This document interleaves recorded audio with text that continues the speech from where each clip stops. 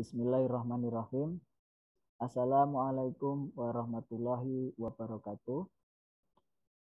Perkenalkan, saya Suhartono Eskepnes MKep.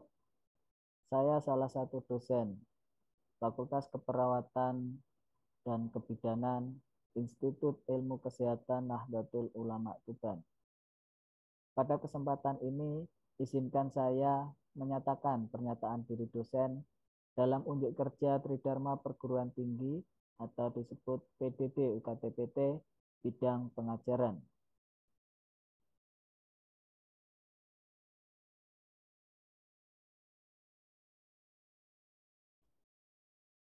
Adapun salah satu mata kuliah yang saya ampu yaitu keperawatan komunitas 1.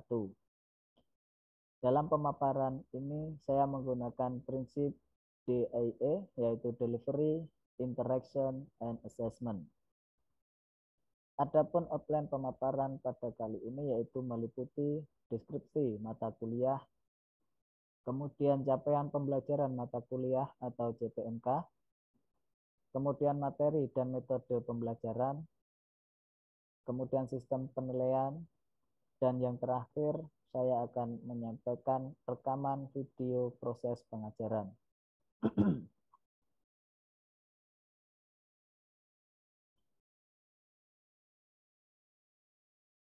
Deskripsi mata kuliah keperawatan komunitas 1, yaitu mata kuliah ini berfokus tentang asuhan keperawatan komunitas dan pembahasan yang terkait isu dan kecenderungan masalah kesehatan komunitas dalam konteks pelayanan kesehatan utama, dengan penekanan pada peningkatan kesehatan, pencegahan penyakit, dan pemeliharaan kesehatan. Mata kuliah ini disampaikan pada semester ganjil 2021-2022 dengan kode mata kuliah 11131, di mana mata kuliah ini merupakan mata kuliah wajib.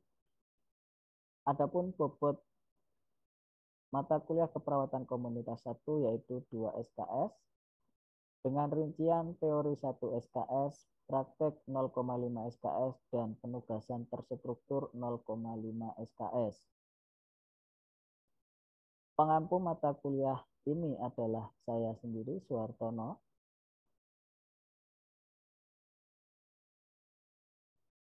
Kemudian capaian pembelajaran mata kuliah atau CPMK, diharapkan mahasiswa mampu memahami konsep dasar keperawatan komunitas, memahami paradigma keperawatan komunitas, memahami model konseptual keperawatan komunitas, memahami peran dan fungsi keperawatan komunitas. Kemudian mahasiswa diharapkan mampu melakukan pengkajian, diagnosa, intervensi, implementasi, evaluasi, dan dokumentasi keperawatan komunitas.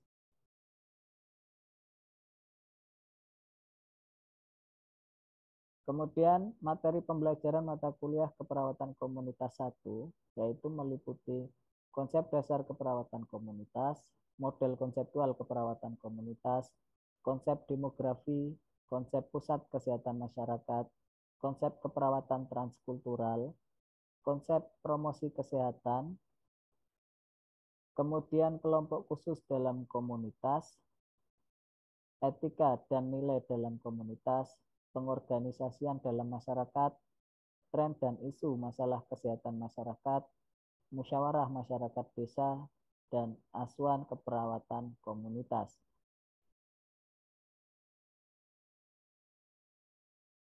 Dalam penyampaian materi keperawatan komunitas 1 ini menggunakan metode pembelajaran secara sinkronus dan asinkronus. Secara sinkronus, saya menggunakan virtual via Zoom meeting, kemudian untuk asinkronus dengan forum diskusi dan penugasan terstruktur. Adapun sistem penilaian mata kuliah keperawatan komunitas 1 yaitu dengan penugasan UTS dan UAS. Adapun bobot penugasan yaitu 20%, UTS 40%, dan UAS 40%.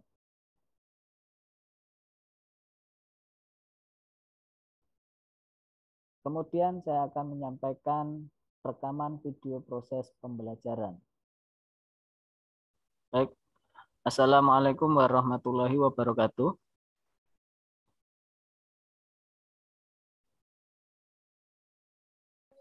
Waalaikumsalam warahmatullahi wabarakatuh. Oke, selamat siang semuanya. Semoga semua dalam kondisi sehat walafiat ya. Baik, untuk hari ini saya akan menyampaikan kuliah terkait dengan mata kuliah keperawatan komunitas 1, di mana nanti kita akan membahas tentang konsep keperawatan komunitas. Di dalam pembelajaran nanti, ya, materi pembelajaran yang akan saya sampaikan terkait dengan latar belakang keperawatan komunitas, kemudian pengertian keperawatan komunitas, karakteristik keperawatan komunitas, tujuan keperawatan komunitas, asumsi dasar keperawatan komunitas, paradigma keperawatan komunitas, dan ruang lingkup keperawatan komunitas. Mulai dari latar belakang ya. Jadi dalam pembangunan kesehatan nasional ya yang tertera pada Pancakarsa Husada, ini menitik beratkan pada kemampuan masyarakat menolong dirinya sendiri. Nah, di sini peran serta masyarakat dalam menolong dirinya sendiri itu sangat penting. Ya, jadi masyarakat itu harus bisa menolong dirinya sendiri untuk mencapai taraf hidup sehat dan produktif. Gitu ya. Jadi untuk mencapai taraf hidup sehat dan produktif diperlukan peran serta daripada masyarakat. Kemudian peningkatan peran serta masyarakat, ya, ini baik secara individu, keluarga maupun kelompok, ya, ini perlu adanya pendekatan keperawatan. Nah, di mana di dalam keperawatan ini masuk dalam bidang keperawatan komunitas. Di mana keperawatan komunitas yaitu diartikan sebagai bentuk pelayanan keperawatan profesional yang ditujukan pada masyarakat dalam upaya pencapaian derajat kesehatan yang optimal melalui peningkatan kesehatan, ya, kemudian pencegahan penyakit, pemeliharaan dan rehabilitasi dengan melibatkan masyarakat sebagai mitra, ya, dalam perencanaannya, kemudian pelaksanaannya, dan evaluasi pelayanan keperawatan. Jadi di dalam penanganan masalah-masalah kesehatan yang ada di masyarakat, gitu ya, ini butuh peran serta masyarakat itu sendiri, gitu ya, tidak semata-mata tugas daripada petugas kesehatan, bukan, tetapi perlu adanya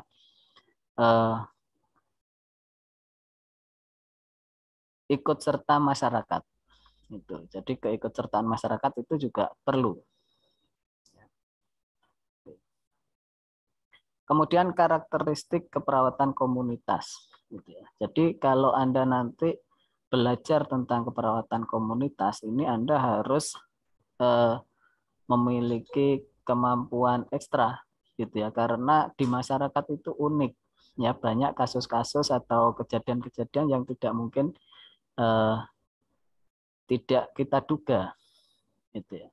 Jadi di masyarakat itu sangat unik. Nah, karakteristik keperawatan komunitas itu dinamis, gitu ya. Kemudian berfokus pada komunitas itu sendiri. Kemudian terencana, ya, harus terstruktur, terencana di dalam menangani setiap masalah.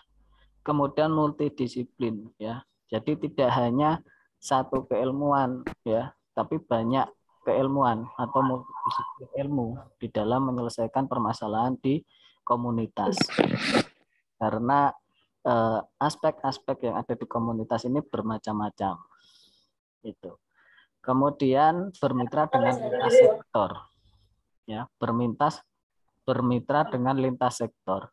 Artinya apa? Di dalam menyelesaikan masalah kesehatan di masyarakat atau komunitas, ya, itu tidak bisa petugas kesehatan itu sendirian, ya.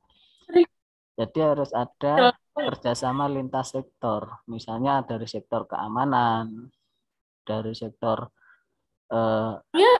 pemerintahan, kemudian dari sektor kesehatan itu sendiri. Itu. Selanjutnya tujuan keperawatan komunitas. Ya. Di mana tujuan keperawatan komunitas yaitu memahami konsep sehat sakit. Gitu ya. Jadi masyarakat bisa memahami konsep sehat sakit. Kemudian meningkatkan kemampuan masyarakat untuk melaksanakan upaya keperawatan dasar. Ya, dalam rangka mengatasi masalah kesehatan. Jadi kalau muncul masalah kesehatan di masyarakat, itu minimal masyarakat itu bisa menangani ya terhadap kasus-kasus yang dasar atau penanganan yang dasar. Kemudian terlayaninya kelompok keluarga yang rawan, yang memerlukan pembinaan dan asuhan keperawatan. Kemudian terlayaninya kelompok khusus yang memerlukan binaan dan asuhan keperawatan dasar. Misalnya kelompok khusus itu apa? Ya bisa seperti lansia, kemudian ibu hamil, itu ya. Kemudian masyarakat-masyarakat yang berisiko tinggi, misalnya di daerah kumuh, kemudian di daerah yang rawan terjadi bencana dan seterusnya. Kemudian terlayaninya kasus-kasus yang memerlukan penanganan tindak lanjut dan asuhan keperawatan di rumah.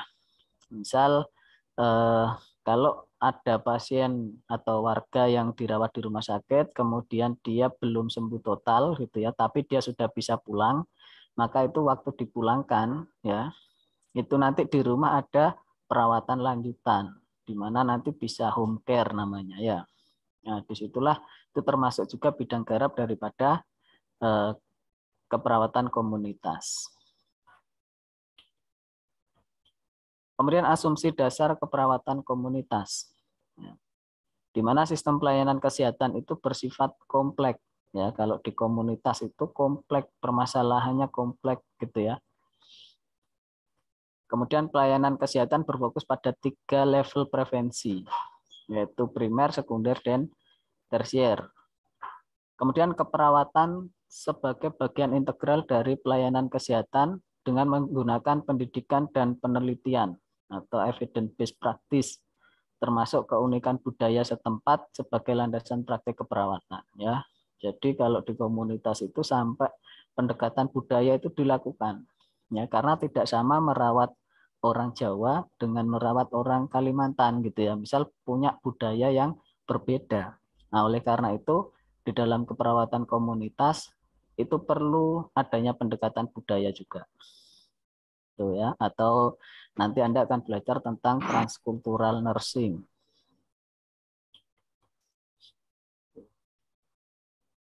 Kemudian paradigma keperawatan komunitas. Ya. Untuk paradigma keperawatan komunitas ini sama halnya dengan paradigma keperawatan secara umum.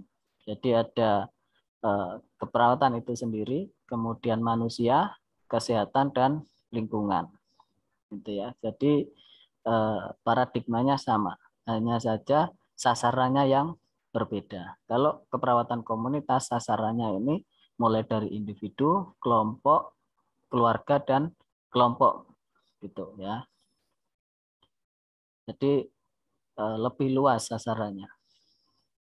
Kemudian manusia gitu ya. Kita urai satu persatu ya. Di mana manusia ini di dalam komunitas itu sebagai klien pada wilayah tertentu yang memiliki nilai keyakinan, minat relatif sama, dan berinteraksi untuk mencapai tujuan yang sama. Jadi di sini manusia itu ya individu-individu yang ada di masyarakat itu. Gitu ya. Kemudian sumber dan lingkungan bagi kelompok ataupun keluarga. Kemudian klien dengan perhatian khusus pada kasus risiko tinggi atau daerah terpencil, kemudian daerah konflik, dan daerah rawan, dan daerah kumuh. Ini manusia-manusia yang ada di daerah-daerah itu. Itu menjadi klien daripada keperawatan komunitas. Kemudian lingkungan, ini faktor internal dan eksternal yang mempengaruhi klien atau pasien gitu ya. Di komunitas ini mencakup bio, psiko, sosio, kultural, dan spiritual. Jadi kalau di komunitas ya, bidang garap kita ya sama, ya meliputi bio, psiko, sosio, kultural, dan spiritual. Bio, biologis kondisi daripada masyarakatnya bagaimana. Kemudian psikologisnya bagaimana. Kemudian sosial terkait hubungan antar masyarakat itu bagaimana. Kemudian culture atau budaya gitu ya. Nah, di mana budaya itu juga perlu kita perhatikan karena di masing-masing daerah itu punya budaya yang berbeda-beda. Apalagi Indonesia ini ya terbentang dari Sabang sampai Merauke, memiliki suku yang berbeda, adat yang berbeda. Nah, budayanya juga berbeda. Kemudian spiritual. Nah, spiritual ini juga perlu ya diperhatikan. Karena di Indonesia ini juga banyak agama gitu ya. Otomatis pandangan spiritualnya juga berbeda-beda. Kemudian kesehatan. Ini kondisi terbebas dari penyimpangan dari pemenuhan kebutuhan dasar komunitas. Dan keseimbangan yang dinamis sebagai dampak dari keberhasilan atasi stres. Jadi bidangnya ya ini, bagaimana cara kita merubah perilaku masyarakat gitu ya.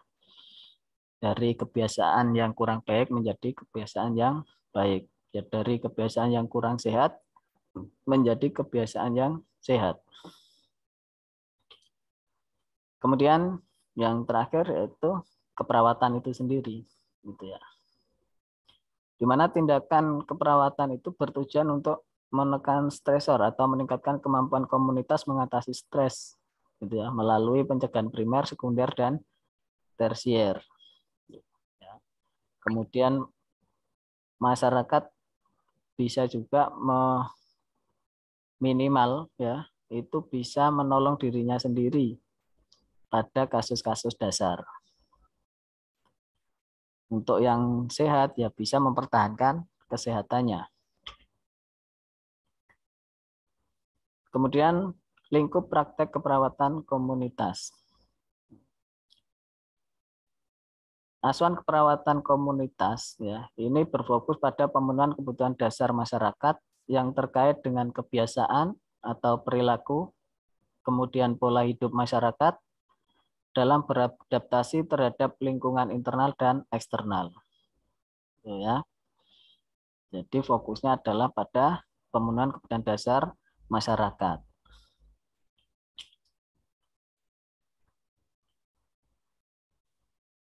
Nah, di mana dalam lingkup itu ya ada wewenang juga batasan-batasan ya yang bisa dilakukan oleh perawat gitu ya. Lingkup praktek keperawatan komunitas ya dan struktur hubungannya dengan perawat dan pasien adalah membantu yang sehat memelihara kesehatannya. Jadi kalau dia posisi sehat, dia bisa mempertahankan kesehatannya. Kemudian apabila dalam kondisi sakit, maka bisa memperoleh kembali kesehatannya. Gitu ya. Jadi dilakukan perawatan kepada yang sakit supaya sembuh. Kemudian kalau yang tidak bisa disembuhkan atau penyakit-penyakit terminal gitu ya, ini harapan kita nanti klien dapat menyadari potensinya gitu ya. Misalnya pada orang-orang yang sudah tidak bisa sembuh dari sakitnya, itu dia menyadari potensinya. Jadi tidak terbawa larut dalam sakitnya, tetapi bagaimana dia menerima sakitnya gitu ya. Sehingga dia tetap bisa produktif walaupun kondisinya mungkin ya itu kurang sehat atau mungkin kondisi cacat gitu ya. Nah, itu. Kemudian yang terakhir yaitu membantu menghadapi ajal untuk diperlakukan secara manusiawi. Jadi orang yang misalnya mau menghadapi ajal gitu ya, itu tetap kita perlakukan secara manusiawi. Jadi mungkin bimbingan spiritual, kemudian menurut keagamaannya masing-masing gitu ya. Nah, itu perlu ya. Jadi tidak kalau ada orang mau meninggal dibiarkan saja udah mau meninggal enggak gitu ya. Tapi bagaimana tata cara secara spiritualnya, bagaimana adat kebiasaan di masyarakat, bagaimana itu kita ikuti, kita terapkan. Sehingga orang yang menghadapi ajalnya bisa lebih manusiawi gitu ya. Oke.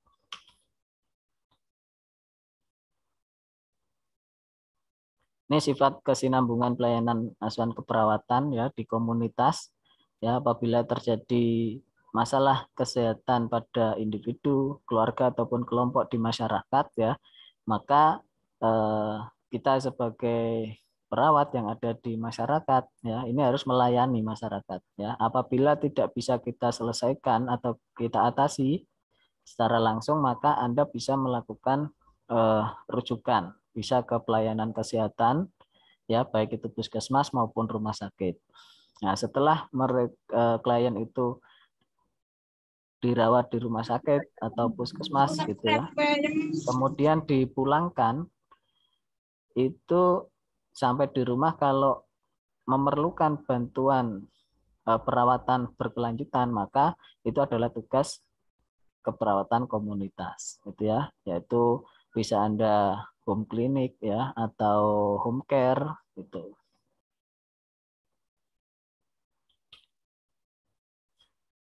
Oke, kemudian dari akhir materi tadi ya, dapat kita simpulkan ya, bahwa keperawatan komunitas ini memberikan pelayanan keperawatan ya secara profesional yang ditujukan pada klien, yaitu klien untuk keperawatan komunitas adalah individu, keluarga, kelompok atau kelompok masyarakat ya, yang akan mempengaruhi kesehatan masyarakat. Kemudian praktek keperawatan komunitas merupakan asuhan profesional yang diberikan oleh perawat profesional yang memiliki kewenangan ya, kemudian menggunakan proses keperawatan sesuai standar praktek dan kode etik ya, mengarahkan praktek dilakukan di tatanan pelayanan keperawatan komunitas. Keperawatan kesehatan di rumah ya, ini merupakan salah satu bentuk praktek keperawatan komunitas. Jadi saat Anda mungkin kunjungan rumah gitu ya, dari puskesmas kunjungan rumah, nah, kemudian melayani kesehatan di rumah, nah itu masuk dalam keperawatan komunitas. Kemudian Anda misal buka praktek mandiri gitu ya, kemudian melayani masyarakat di praktek mandiri Anda di masyarakat, nah itu bentuk keperawatan komunitas. Kemudian isu-isu yang mungkin timbul terkait keperawatan di rumah perlu dicermati dan diantisipasi. Jadi kalau Anda nanti membuka praktek mandiri di rumah gitu ya, maka unsur-unsur legalitas harus dipenuhi gitu ya. Jadi terkait dengan perizinan, kemudian syarat persyaratan sarana prasarananya itu harus dipenuhi gitu. Jadi Anda kalau membuka praktek mandiri atau home care, maka Anda harus memenuhi secara legalitasnya. Tuh.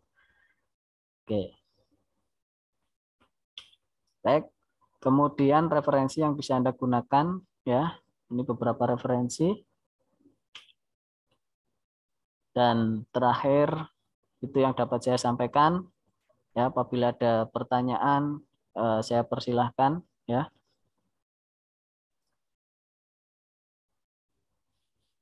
Oke, ada pertanyaan, saya persilahkan. Assalamualaikum warahmatullahi wabarakatuh, Bapak. Waalaikumsalam warahmatullahi wabarakatuh. Ya, silahkan, Mas. Muhammad Afik, mohon izin bertanya. Ya. Silahkan, Mas Afik, silahkan.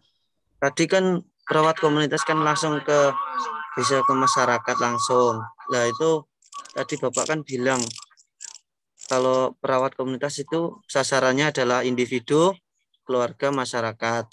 Ya. Nah, bagaimana strategi komunitas yang harus dilakukan perawat, Bapak? Terima kasih. Oke, baik. Terima kasih, Mas Afik. Nah, di sini strategi mungkin bisa saya perjelas, Mas Afik. Diperjelas strategi dalam upaya apa? Strategi itu Bapak dalam pendekatan budaya yang harus dilakukan masyarakat. Soalnya kalau kita perawat kan nggak mungkin seumpama kita itu tahu betul apa tradisi yang ada di situ. Terima kasih. Oke, baik. Oke. Baik, Mas Afif, terima kasih. Pertanyaannya bagus sekali ya. Memang kalau kita sebagai perawat yang ada di komunitas atau di masyarakat, kadang kita dibenturkan pada budaya yang berbeda-beda ya. Terutama di Indonesia banyak budaya-budaya dari masing-masing daerah itu berbeda. Nah, di sini strategi apa yang bisa kita lakukan gitu ya. Di mana kita pertama, kalau kita mungkin orang satu daerah kita sudah paham ya. Tapi kalau ternyata kita ini ditugaskan ke daerah lain gitu ya. Misalnya kita dari Jawa ditugaskan di daerah eh, Kalimantan misalnya gitu. Otomatis kita akan menghadapi permasalahan baru di sana, terutama terkait dengan budaya masyarakat sana gitu ya. Nah, bagaimana strateginya supaya kita bisa memahami budaya masyarakat tempat kita ditugaskan ya. Jadi yang pertama satu mungkin Anda bisa melakukan eh, pertemuan dengan tokoh masyarakat misalnya gitu. Nah, di situ tokoh masyarakatnya siapa? Nah, kemudian di situ selain tokoh masyarakat Anda bisa juga bertemu dengan pemerintahan setempat. Nah, disitulah Anda bisa belajar bagaimana budaya masyarakat tersebut. Nah, setelah nanti dijelaskan budayanya masyarakat itu di sini begini gitu ya. Nah, itu nanti di situ Anda bisa belajar. Maka kenapa di komunitas itu Anda harus melibatkan lintas sektor? Ya, tidak bisa Anda melayani masyarakat sendirian, tidak bisa. Jadi harus melibatkan lintas sektor, baik itu terkait dengan lintas sektor pemerintahan, ya, kemudian sektor keamanan seperti Polri ya atau TNI gitu ya. Kemudian melibatkan tokoh agama ya, kemudian melibatkan tokoh masyarakat ya. Kemudian bisa juga organisasi-organisasi yang ada di masyarakat gitu. Nah, itulah fungsinya kerjasama lintas sektor gitu ya. Oke, mungkin itu Mas Afik, terima kasih. Ada lagi? Mungkin ada feedback dari Mas Afik?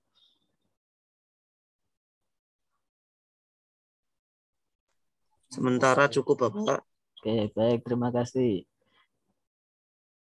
Oke, yang lain mungkin ada pertanyaan lagi.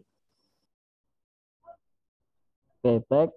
Kalau dirasa cukup dan tidak ada pertanyaan ya, saya kira pertemuan ini cukup sekian. Semoga apa yang saya sampaikan bermanfaat ya. Tetap jaga kesehatan di masa pandemi seperti ini ya. Oke, mungkin itu saya mohon maaf jika ada kekurangan. Saya akhiri pertemuan pada siang hari ini.